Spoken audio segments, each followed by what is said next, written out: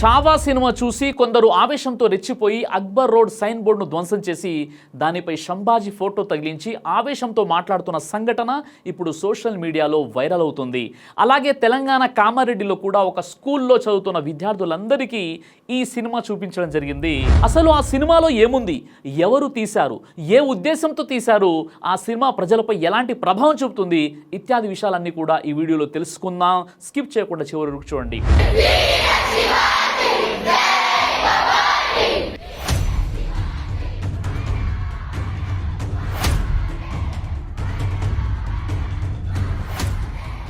2025 ఫిబ్రవరి 14న బాలీవుడ్లో చావా అనే cinema release అయింది. లక్ష్మణ్ ఉఠేకర్ దర్శకత్వంలో తెరకెక్కిన ఈ మూవీ ఛత్రపతి శివాజీ కొడుకు సంభాజీ మహారాజ్ జీవిత కథ ఆధారంగా తెరకెక్కింది. ఇందులో సంభాజీ మహారాజ్ పాత్రలో విక్కీ కౌశల్ నటించాడు. అతడి భార్య యేసుబాయి పాత్రలో రష్మిక నటించింది. ఇప్పటికే ఈ సినిమా 200 కోట్లకు పైగా వసూలు చేసింది. ఇంతకు ఎవరి సంభాజీ మహారాజ్? ఇప్పుడు విడుదలైన చావా సినిమాలో చూపించినట్టు చరిత్రలో సంభాజీ హిందువుల కోసం పోరాడిన అంత పెద్ద వీరుడా?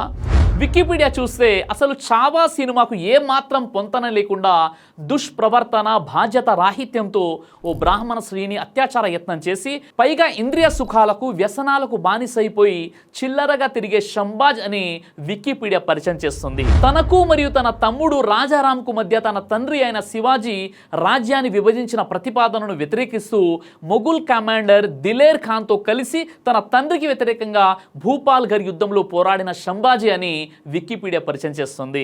వెనిస్ దేశానికి చెందిన నికాలో మనుచి అనే యాత్రికుడు చరిత్రకారుడు. అతను మొఘల్ సామ్రాజ్యం యొక్క కథలకు ప్రత్యక్ష సాక్షి. అతను రచించిన స్టోరియాడు మోగూర్ అనే గ్రంథంలో సంభాజీ గురించిన ఆ వ్యాసంలో పేర్కొన్న వివరాలను బట్టి చివరకు వికీపీడియా చెబుతున్న సంభాజీ చరిత్రే నిజమని అనిపిస్తుంది. ఇక్కడ నికాలో మనుచి సంభాజీ గురించి చేసిన వ్యాఖ్యలు ఇలా ఉన్నాయి. శివాజీ ఎన్నో విజయాలు సాధిస్తున్నప్పటికీ అతని కుమారుడు సంభాజీ పట్ల నిరంతరం చింతించేవాడు. సంభాజీ అదుపులో లేని దురలవాట్లు కలిగి ఉండేవాడు. ఇతరుల భార్యలను స్వాధీనపరుచుకునేవాడు. ఇతని దుశ్చర్యల గురించి అనేక మంది అధికారులు, కూలీనీలు శివాజీకి ఫిర్యాదులు చేసేవారు. ఇతని వల్ల కలిగే అసంతృప్తి వల్ల తిరుగుబాటు సంభవించవచ్చుననే ఊహతో సంభాజీని బంధించి ఏదో ఒక కోటలో ఖైదీగా పంపాలని శివాజీ నిర్ణయించుకున్నాడు. చిన్న కుమారుడైన రామ్ రాజాను రాజ్యానికి వారసునిగా ప్రకటించాలని భావించాడు. ఈ విషయం గ్రహించిన సంభాజీ ఔరంగజేబు సైన్యాధ్యక్షుడైనటువంటి దిలార్ ఖాన్తో చేతులు కలిపి అతని ఆశ్రయం పొందాడు. Manucci volume number 2 page number 204లో ఈ విషయం మీరు చూడవచ్చు. తన తండ్రి శివాజీ మరణించాడని విన్న వెంటనే సంభాజీ బీజాపూర్ నుండి బయలుదేరి తండ్రి రాజ్యంలో ప్రవేశించాడు. రాజ్యానికి తన తండ్రి తన వారసునిగా ప్రకటించిన తమ్ముడు రామ్ రాజాను ఖైదు చేయించాడు. తాను అధికారం కైవసం చేసుకోవడం ఇష్టం లేని అధికారులను హతమార్చాడు. ఒకసారి సంభాజీ తన కత్తి నికాలో మనుచికి చూపుతూ ఆ సందర్భంలో ఈ కత్తితో 30 మంది తలలను నరికాను, ఇంకా అనేక మంది కళ్ళు పీకించానని చెప్పాడు. Manucci page number 233. రాజ్యాన్ని హస్తగతం చేసుకోగానే సంభాజీ శివాజీ వద్ద మంత్రిగా పనిచేసిన అన్నాజీ దత్తు ఆస్తిని జప్తు చేయించి అతన్ని ఏనుగులతో తొక్కించి చంపించాడు. రామ్ రాజా తల్లి శివాజీ 2వ భార్య అయిన సోయరాబాయికి మరణదండన విధించాడు.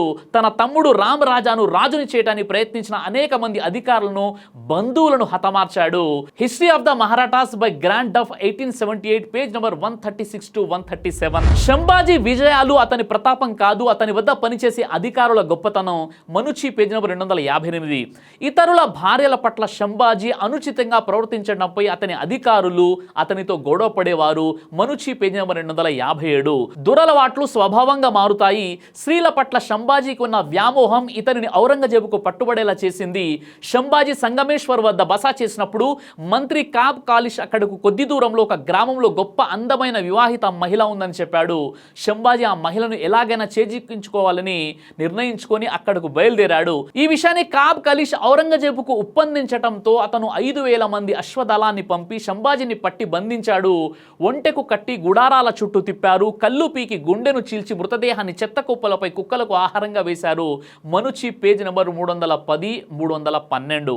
అయితే ఇక్కడ గమనించదగ్గ విషయం ఏంటంటే నికాలో మనుచి కథనంలో ఎక్కడ కూడా ఔరంగజేబు సంభాజీని మతం మారమని కోరినట్లు గాని దాన్ని సంభాజీ తిరస్కరించినట్లు గాని లేదు. ఇలాంటి ఉద్వేగపూరిత మతాభిమాన కథనాలు ఆ తర్వాత కాలంలో బహుశా కల్పించినవి కావచ్చు. మొఘల్ సైనికులు చుట్టుముట్టినప్పుడు సంభాజీ సైనికులు పారిపోయారు. ఆ కొద్ది సమయంలోనే సంభాజీ గడ్డం గీసుకొని సన్యాసి దుస్తులు ధరించి మారువేషం వేసుకొని నేల మాలిగలో దాక్కున్నాడు. చేరుకున్నాడు. సైనికులు ఆ ప్రదేశాన్ని కనిపెట్టి మెడలో ముత్యాల హారం ఉంగరం ఆధారంగా సంభాజీని గుర్తించి బంధించి చేతులు కట్టి జుట్టు పట్టుకొని మొఘల్ సైన్యాధ్యక్షుడైనటువంటి ముకర్రబ్ ఖాన్ వద్దకు తీసుకువెళ్లారు. హౌస్ ఆఫ్ శివాజీ సార్ జాదూనాథ్ సర్కార్ పేజ్ నెంబర్ 231. సంభాజీ మహారాజ్ గురించి చావా సినిమాకు పొంతన లేకుండా వికీపీడియా చెప్తున్న చరిత్రే ప్రామాణిక చరిత్ర అని తేలిపోయాక కాస్త లాజిక్గా ఆలోచించే ఎవరికైనా చావా కేవలం హిందూ వర్సెస్ ముస్లిం వేర్పాటువాదాన్ని రెచ్చగొట్టే మరొక ప్రొపగండా మూవీ అన్న విషయం ఇట్టే తేలిగ్గా అర్థమైపోతుంది. ప్రస్తుతం వాట్సాప్ యూనివర్సిటీ సిలబస్ ప్రకారం ఔరంగజేబ్ హిందూ వ్యతిరేకి అయిన కట్టర్ ముస్లిం పాలకుడు, అలాగే శివాజీ ముస్లింలకు వ్యతిరేకి అయిన కట్టర్ హిందూ పాలకుడు అన్నది. కానీ చరిత్ర చదివితే చాలా ఆశ్చర్యం అనిపిస్తుంది. శివాజీ రాజ్యాధికారులు అత్యధికంగా ముస్లింలు ఉంటే ఔరంగజేబ్ రాజ్యాధికారుల్లో అత్యధికంగా హిందువులు ఉన్నారు. శివాజీ సైనిక అధికారి పేరు నూర్ ఖాన్ బేగ్, మరొక సైనిక అధికారి పేరు షమా ఖాన్. శివాజీ రాజ్యంలో నౌకదళ అధికారులు దౌలత్ ఖాన్, దరియా సారంగ్. శివాజీ సైన్యంలో ఫిరంగులను ఆపరేట్ చేసే అధికారులు ఇబ్రహీం ఖాన్, సిద్ది హిలాల్ అనే ఇద్దరు ముస్లిములు. అలాగే శివాజీ రాజ్యంలో ఇంటెలిజెన్స్ కార్యదర్శి సైతం మౌలానా హైదర్ అలీ, చివరకు శివాజీ పర్సనల్ బాడీగార్డ్ సైతం రుస్తుమే జమా అనే ఓ ముస్లిం.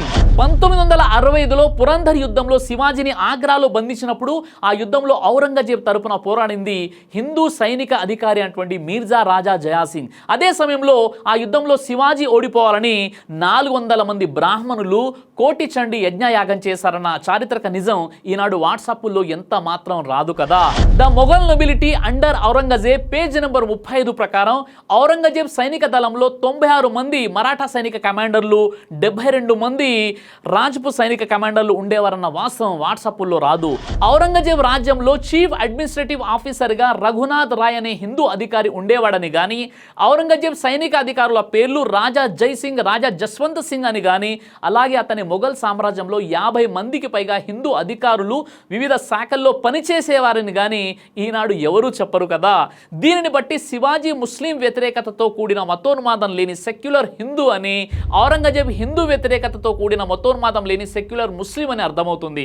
కానీ ఈనాటి సెక్యులర్ హిందువుల మెదల్లో మతోన్మాద పైత్యాన్ని నింపేసి హిందూ ముస్లిం పోలరైజేషన్ తీసుకురావాలంటే శివాజీని ముస్లిం వ్యతిరేకైన కట్టర్ హిందూగా, ఔరంగజేబును హిందూ వ్యతిరేకైన కట్టర్ ముస్లిం విలన్గా, హిందూ దేవాలయాన్ని పడగొట్టేసిన విలన్గా ప్రదర్శించక తప్పదు కదా. 1691లో చిత్తరుకూట్ బాలాజీ మందిర నిర్మాణం నుండి అస్సాంలో కామాఖ్యాదేవి ఆలయం, ఉజ్జయిన్లో మహాకాళి మందిర్, బృందావన్లో కృష్ణ ఆలయం, ఇంకా అలహాబాద్, బీహార్ వగైరా అనేక చోట్ల వందల దేవాలయాలు నిర్మించటానికి జాగీర్లు, బంగారు ఆభరణాలు, డబ్బు ఇచ్చిన ఔరంగజేబును వాట్సాప్ యూనివర్సిటీ ఎప్పుడూ పరిచయం చేయదు కదా. పైగా అనేక హిందూ దేవాలయాన్ని కూల్చిన హిందూ పాలకుల చరిత్రను వాట్సాప్ యూనివర్సిటీ చాలా చాకచక్యంగా మరుగుపరిచేస్తుంది. మొత్తానికి అసలు చరిత్రకు సంబంధం లేకుండా ఈ 20వ శతాబ్దంలో హిందూ ముస్లింల మధ్య సోదర భావాన్ని దెబ్బతీయటానికి 16వ శతాబ్దం నాటి ఔరంగజేబును క్రూరుడిగా చూపుతూ సంభాజీ మహారాజ్ పాత్ర హరహర మహాదేవాని అరుస్తూ ఉంటే ముస్లిం వ్యతిరేకత పొంగి పొర్లుతూ సినిమా చూసి బయటకు వచ్చి మొఘల్ చక్రవర్తుల పేర్లు ఉన్న సైన్ బోర్డులను సైతం పీకి పారేసేంతగా రెచ్చగొడుతూ తీసిన చావా సినిమా నేడు చక్కగా ప్రదర్శించబడుతుంది. ప్రజల నుండి సింపతి పొందటానికి, సినిమా హిట్ అవ్వడానికి గతంలో ముస్లిం రాజుల పరిపాలనలో జరిగిన సంఘటనలను నేటి ప్రజలు భావోద్వేగానికి గురయ్యే విధంగా, వాళ్ళని రెచ్చగొట్టే విధంగా చరిత్రలో ఉన్న విషయాలను మార్చి నేటి ప్రజలకు పరిస్థితి తమకు అనుకూలంగా మార్చి ఇలాంటి సినిమాలు చేస్తున్నారు. ఈ విధంగా హిందూ ముస్లింల మధ్య ఏదో రకంగా వివాదాలు రేపి అటు రాజకీయ నాయకులు లబ్ధి పొందుతున్నారు, ఇటు సినీ నిర్మాతలు లాభాలు పొందుతున్నారు. ఈ సినిమా ఫిబ్రవరి 14న విడుదలై ఇప్పటికి 200 కోట్లకు పైగా వసూలను దండుకుంది. ఈ చావా మూవీని కామారెడ్డి ఓ స్కూల్ విద్యార్థులకు చూపించడం జరిగింది. ఇలాంటి సినిమాలు తీసి స్కూల్లో చదివే విద్యార్థులకు కూడా చూపించి వాళ్ళలో ఇప్పటి నుండే ఈర్షా ద్వేషాలను పెంచుతున్నారు. ఇక్కడ సినిమా తీసిన డైరెక్టర్కు పేరుస్తుంది, నిర్మాతకు బాగా డబ్బులు వస్తాయి, పెద్ద హీరో కావాలి అనే విక్కీ కల నెరవేరుతుంది.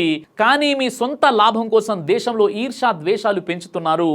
ఒకప్పుడు ప్రేమ అభిమానాలతో అన్న తమ్ముడు బాబాయ్ అని పిలుచుకునే హిందూ ముస్లింల మధ్య ఇప్పుడు ఆ పిలుపు అభిమానం కనిపించడం లేదు. ఎందుకంటే ఈ సినిమాల ద్వారా ప్రజల్లో ఈర్ష్య ద్వేషాలు నాటబడుతున్నాయి.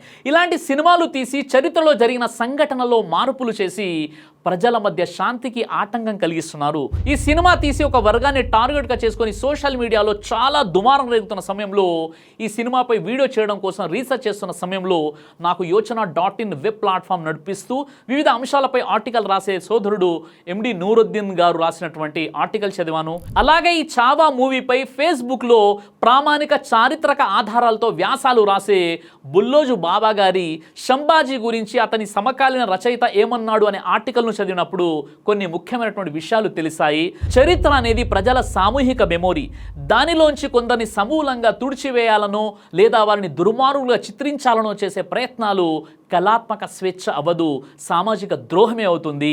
జాగ్రత్త.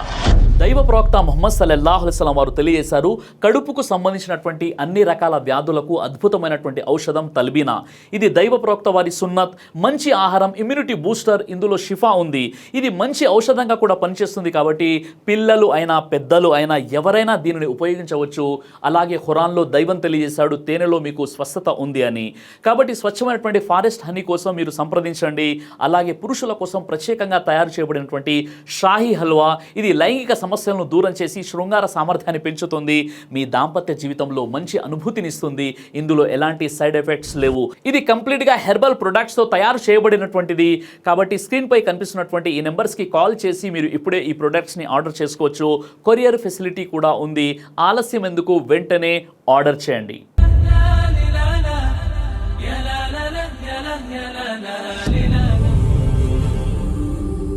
బ్రదర్ సిరాజ్ అని యూట్యూబ్ ఛానల్ని మీరు సబ్స్క్రైబ్ చేసినట్లయితే ఇన్షాల్లా దైవచిత్తం అయితే మీకు వీడియోస్ వస్తుంటాయి. అదేవిధంగా బ్రదర్ సిరాజ్ అనేటటువంటి ఫేస్బుక్ని కూడా లైక్ చేయడం వల్ల మీకు వీడియోస్ వస్తుంటాయి.